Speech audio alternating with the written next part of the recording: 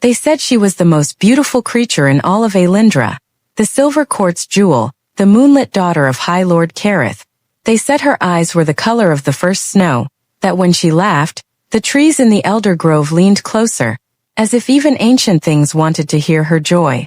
They said a great many things about Princess Alira of the Silver Court. What they never said, what they carefully never said, was that it was her own father who took the light from her eyes. Chapter 1. The Cage with Silver Bars. Alira had always asked too many questions. From the time she could walk, she wandered. From the time she could speak, she argued. She challenged the court scholars on the ethics of the binding wars.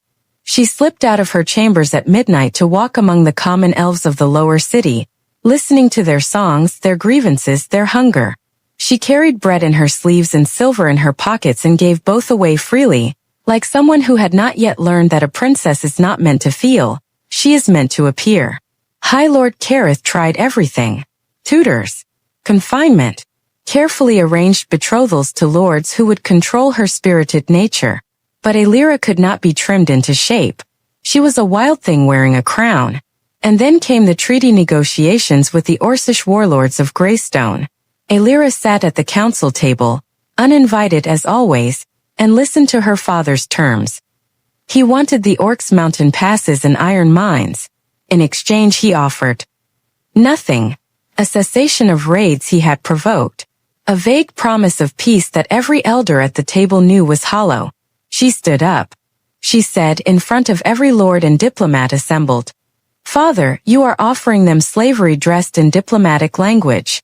The silence that followed was the loudest thing she had ever heard.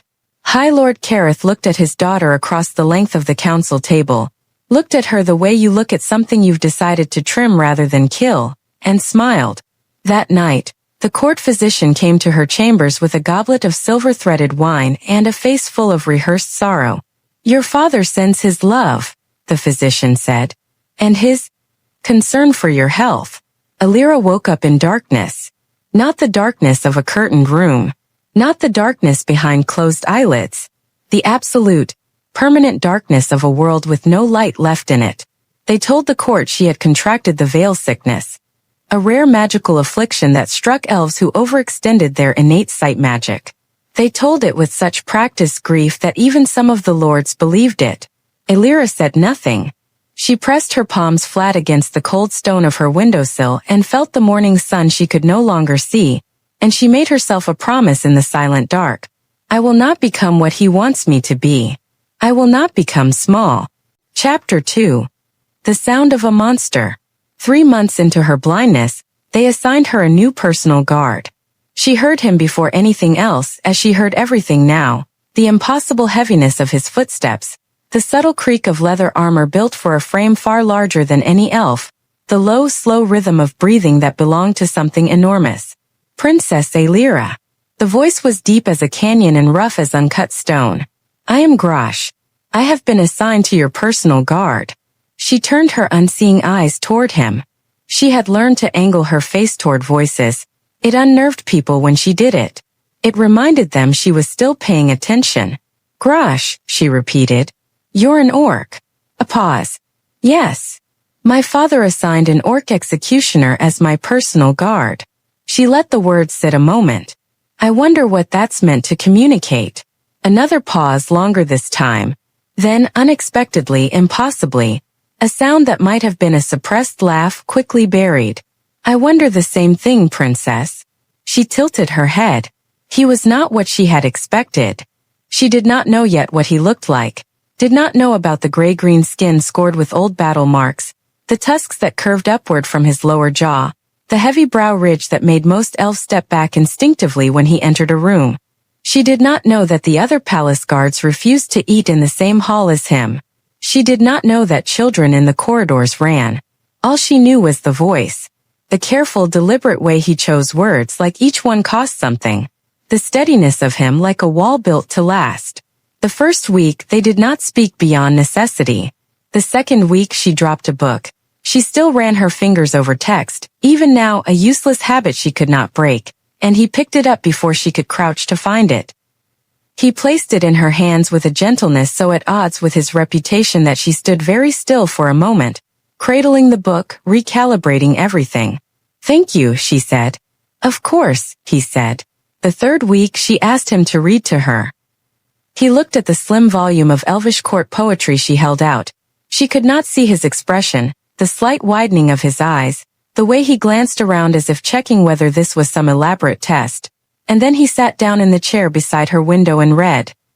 His voice stumbled at first over the elaborate Elvish verse structures. He pronounced certain words with an Orcish inflection that flattened the intended music of the lines. He was not a natural reader of poetry, but he kept going. He did not apologize for his mispronunciations. He did not stop. And somewhere around the third stanza, Aelira realized she was smiling, not the careful diplomatic smile she had worn at court, but something genuine and unguarded that she had almost forgotten she was capable of. "You hate this poem," she said when he finished. "It is very long," he said after a moment. She laughed. Startled them both. Chapter 3.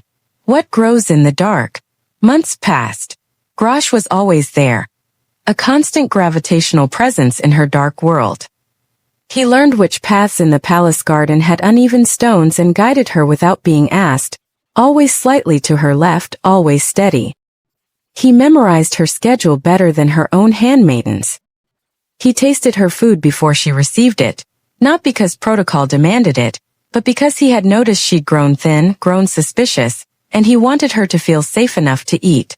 She noticed everything about him by sound and proximity and instinct. The way his breathing changed when he was suppressing emotion. The particular quality of his silences. There was the comfortable silence, the concerned silence, the amused silence she had learned to prize most of all.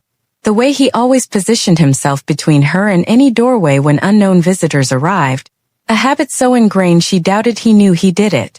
She told him things she had not told anyone. About the wine. About the physician's rehearsed sorrow. About her father's smile across the council table. Grosh was quiet for so long after she told him that she almost regretted speaking. Then he said very carefully, "If you wish to leave this place, I would not stop you." She turned her face toward him. "You would lose your commission." "Yes." "You would be marked as a traitor." "Yes." "Then why?" A long pause. The weight of him shifting. The slow exhale of someone choosing honesty over safety. "Because what was done to you was wrong," he said. "And I am tired of serving things that are wrong." She reached out in the direction of his voice, careful and deliberate, and her hand found the enormous, rough, scarred topography of a hand built for violence, and she held it. He went very still. She thought later that this was the moment. Not the laughter over bad poetry. Not the midnight conversations about philosophy and war and the strange, particular loneliness of being powerful in a world that uses power badly. Not even the night he stayed outside her door for 6 hours while she wept, saying nothing, simply there, an anchor in her dark world. This was the moment. The hand in the dark. Both of them holding on. She did not know what he looked like. She did not care. She knew the architecture of him, the person he had built himself into despite every brutal thing asked of him, the gentleness he had somehow preserved in the marrow of a life designed to destroy it. She knew that was the rarest thing in any world. She told him she was falling in love with him on a Tuesday, because she had decided she was done waiting for the right moment when the right moment kept refusing to arrive. He said, "Aelira," she said, "don't argue with me. I have very good hearing and I have listened to you for 8 months. I know what I know." Another silence. Then the smallest, most wrecked sound she had ever heard from him. Something that wasn't quite a word but was somehow an entire answer. She smiled, reached up, found his face with her hands and learned it that way. The heavy brow ridge, the curve of the tusks, the texture of old scars along his jaw, and felt him holding his breath the entire time, terrified and motionless, like something that had never been touched with kindness before and did not know what to do with it now. "There you are," she said softly. He exhaled like a drowning man breaking the surface. Chapter 4. The Gift and the Fracture. The mage came in winter. She was ancient and wandering, one of the last of the unbonded, the free magic workers who owed allegiance to no court. She arrived at the palace gates in a snowstorm, demanding hospitality as old law required, and Elira's father, conscious of optics, could not refuse. The mage found Elira in the garden and she knew, the way such people always know, what had been done and why. She made an offer. "I can restore your sight," the mage said. "Not completely and not painlessly, but I can give you back the light." Elira was silent for a long time. "Why?" she asked finally. "You don't know me." "I knew your mother," the old mage said. She would have asked the same question. She also would have known the answer. Because some things deserve to be undone. Grosh did not know about the restoration until the morning it happened. He arrived at her chambers at dawn as always, and she was sitting at her window, and when she turned to greet him, she saw him. She had imagined many things over 8 months. She had built him in her mind from sound and sensation, and the slow accumulation of everything he had shown her. She had expected to recognize him. She had not expected the specific way her heart would rearrange itself at the sight. He was enormous and gray-green and terrifying to look at, if you were the kind of person who looked and stopped there. His face was all hard angles and old wounds, the tusks curving up past his jaw, the heavy brows set above eyes that were. She noticed immediately, her newly restored vision finding this first of all things, the most extraordinary deep amber she had ever seen. The color of old honey. The color of autumn light. Eyes that, in the moment he registered she was looking at him, truly looking with sight, went wide with terror. She watched him understand what had happened. She watched him remember, in rapid and devastating sequence, everything they had said and done and been to each other, now filtered through the new lens of, "She can see me." She watched him become afraid. "Grosh," she started. He was already moving. Chapter 5: The Chase. He went fast for something so large. Elira had not run in over 8 months. Her legs remembered poorly. She threw open her chamber door and pursued him down corridors she could see now, all stone and silver-threaded tapestry, nearly colliding with a startled handmaiden calling his name. He did not stop. She lost him at the east gate. A junior guard told her, bewildered, that Grosh had requisitioned a horse and ridden north, toward the Greywood, toward the border, toward away. She stood in the palace courtyard in the early morning snow, breathing hard, her newly returned sight blurring with something that was not a veil sickness. She commandeered the fastest horse in the stable, over the flustered protests of 3 different palace officials, and rode north. She found him where the Greywood's edge met the road. He had stopped, perhaps to let the horse rest, perhaps because some part of him was still, despite everything, unwilling to simply vanish without explanation. He turned when he heard her horse, froze when he recognized her. She dismounted while still moving, nearly fell, caught herself, and walked toward him through the ankle-deep snow with her white traveling cloak whipping around her. "Stop," she said. "Stop moving." He had stopped. He was very still. He was looking at her the way he had looked the morning she'd first held his hand, that devastating combination of wanting and bracing for hurt that she had learned to recognize in him like a signature. She stopped 2 feet from him, looked up at him. He was enormously tall. She had known this, but knowing and seeing were different things, and let herself look. She looked for a long time. He did not look back at her. He looked somewhere past her left shoulder, his jaw tight, his amber eyes fixed on the middle distance, and she recognized the posture, the braced, already retreating stillness of someone waiting for the verdict to fall. "Grosh," she said. "Look at me." "Nothing." "Grosh." Slowly, like it cost him everything, he looked. She held his gaze. Let him see her seeing him. Let him watch her face while she looked at his. All the hard angles and old wounds and the curve of the tusks and the heavy brow. And let him see that her expression did not change. Let him see that she was not afraid. Let him see that she was angry. "You ran," she said. "You can see me now," he said. As though this explained everything. As though this were a sentence with its own inevitable conclusion, as obvious and final as the earth being round. "Yes," she said. "I can see you. And I am looking at you. And I am standing here in the snow in my traveling cloak without breakfast because you ran from me. And I would like you to explain very carefully what you thought was going to happen." His throat moved. "You would have." "What?" Her voice was soft now but not gentle. Sharp beneath the softness like a blade wrapped in cloth. What would I have done? Seen me, he said. What I am. You think, she said slowly. That sight changes what I know. He said nothing. Grosh. She stepped closer. Snow crunched under her boots. I know you. I know how you read bat poetry without apologizing for the wrong pronunciations. I know you rememorize the garden paths every time the groundskeepers reroute them because you want me to be able to walk them safely. I know you gave your own cloak to the kitchen girl last winter without telling anyone. I know the difference between every silence you have. I know. Her voice caught just slightly. I know what your breathing sounds like when you are trying not to feel something. She watched something shift in his face. A hairline fracture in the stone of it. I spent 8 months learning you in the dark, she said. And everything I learned I loved. Did you think seeing your face would erase 8 months? Did you think I was so foolish as that? Did you think so little of what we built? The fracture widened. You are not a monster, she said quietly. You have been called a monster by people whose cruelty required one. You were assigned to me as an insult. My father's little joke, the beast to guard his blinded bird. He thought you would frighten me. He thought I would cower and diminish and finally be small enough for him to manage.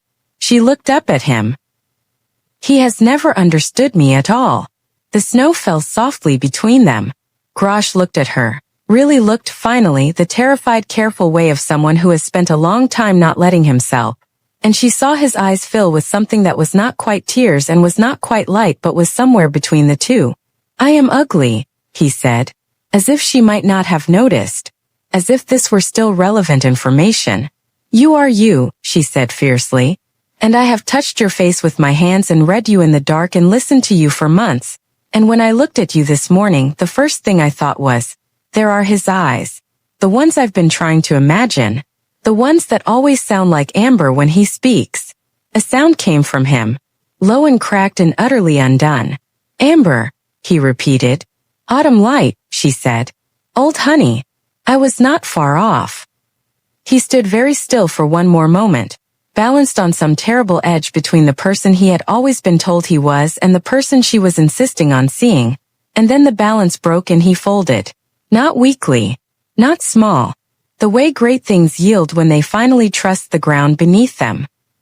He reached out with both enormous, scarred hands and cupped her face with a tenderness so vast it bordered on reverence, and she looked up at him looking down at her, and for a long moment neither of them spoke. I don't know, he said roughly, what to do with this. Neither do I, she admitted. But I have never let that stop me. Despite everything. Despite the snow and the cold and the weight of everything behind them. He almost smiled. No, he said. You haven't. They did not return to the Silver Court. This was not a story where the princess reforms her father's heart and wins a tearful reconciliation in the throne room. High Lord Carith was not that kind of man. He was the kind of man who, when he learned Aelira had ridden north and not come back, sent 4 knights and then, upon receiving their report, sent 8 more. None of them brought her back. Grosh had, it should be noted, been an executioner for 16 years. He had certain applicable skills. They went to the Greywood, where the mage kept her wandering fire, and then further, east toward the mountain cities, where the politics were complicated and the populations mixed and no one particularly cared who loved whom as long as trade routes stayed open. Aelira learned to see again in stages. She learned the color of his skin in morning light. She learned that his laugh, when it came rarely carefully like something he'd almost forgotten how to do, made the corners of his eyes crinkle. She learned to read his expressions, and she found that they matched perfectly what she had already learned to read in his silences. Grosh learned, slowly and with great difficulty, to believe what she showed him rather than what the world had always told him. Some days he managed it better than others. On the harder days she would find his hand in the dark the way she had the first time, and hold it and wait. She never stopped being surprised by the particular quality of his gentleness. He never stopped being surprised that she kept choosing to look. They built something together, in the mountain cities, later in the river settlements, eventually in a house with a garden that Grosh memorized the path of even though Aelira could now see every stone. Old habit. Careful love. She used to say in the years that followed when people asked how it had begun, and people always asked that falling in love in the dark was perhaps the purest way to do it. You cannot dress it up, she would say. You cannot perform for someone's eyes when they cannot see you. There is only your voice, your choices, the shape of who you actually are in the dark. She would look at Grosh when she said it, and he would look back, amber eyes, autumn light, and neither of them would say anything else. Some things were understood without words. They had always been good at that. The darkness her father gave her was meant to be a cage. She used it as a door. And that was the story of Alira, the blind elf princess who saw more clearly than anyone in the Silver Court, and Grosh, the orc executioner who had never been seen at all, until the day someone looked at him in the dark and said, "There you are." If this story of a love that defied sight left you breathless, leave a like, and share it with someone who believes that true connection hears before it sees. Subscribe for more twisted fairy tales where choices, not circumstances, rewrite fate. We want to know what you think in the comments. Did Alira do the right thing by turning her back on her kingdom for love? Would you chase the voice you love, even if it meant facing the world's judgment? Stories like this stick with us, passed down through generations, because they ask the same timeless question in a new and powerful way. What constitutes true sight? For Princess Alira, truth wasn't found in the color of a man's skin or the shape of his face. It lived in the steady timbre of a voice in the dark, and the unwavering gentleness of a hand in hers. For Grosh, redemption and love began the moment he stopped running from the only light that had ever seen him as more than a monster. And for us, the lesson is both stubborn and simple. Our eyes can show us the world, but it is love that truly shows us the soul. Alira, standing hand in hand with Grosh at the edge of the forest, ready to face whatever came next, said it best. Light can reveal 1,000 things, she said, her voice filled with a quiet, unshakable peace. But how we choose to see one another, that is the only story that matters.